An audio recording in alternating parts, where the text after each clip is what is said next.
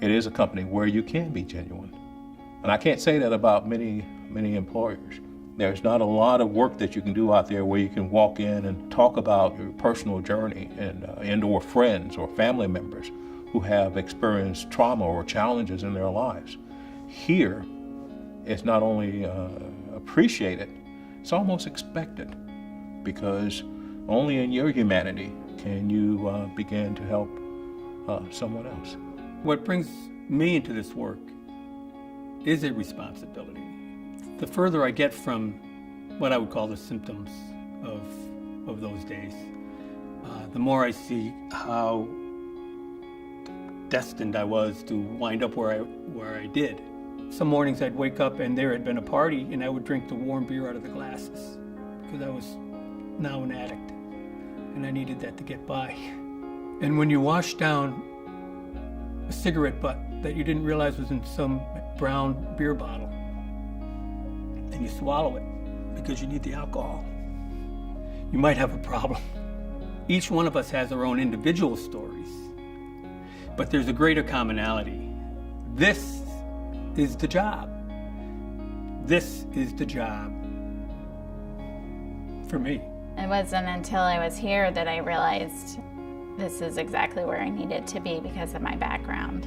My mother started having what they called nervous breakdowns. Every couple of years or so, she would go into the mental hospital. At that time when I found this job, I was still very embarrassed of my mother and wouldn't speak of her to any of my friends. Having this job has helped me grow as a person and understand my mother and be able to talk with my siblings that are still struggling with realizing that she could never help her mental illness. People know when you're genuine. They know when you're not genuine. We remember being in the doctor's office. She said, I don't know if you've ever heard the word autism. And what you feel inside when you have someone mention that to you as a parent, it's almost like you're in almost a time warp. He now knows that he has Asperger's syndrome, and he knows that that simply means that he is a fantastic guy that happens to have Asperger's syndrome, no different than someone who's a fantastic person and happens to be nearsighted.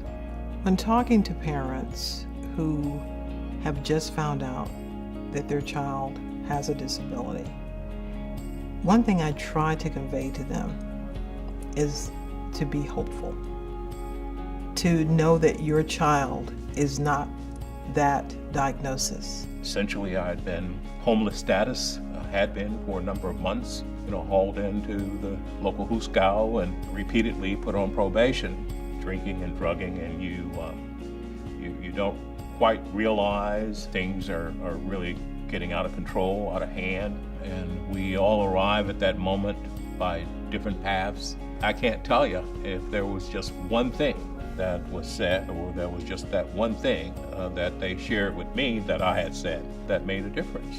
One thing I do know, people don't care how much you know.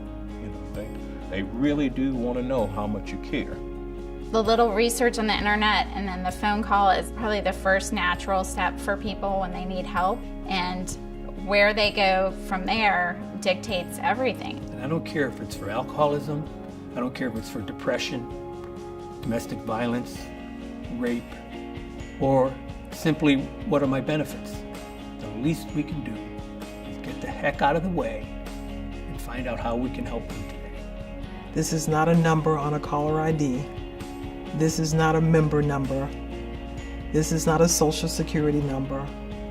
This is a person who is going through something, who is reaching out, and I have an opportunity to help that person. If you're into helping people, and if you're not afraid of sharing who you are as a person, as a means of being able to maximize your ability to help people, then I would say that you're in the right place.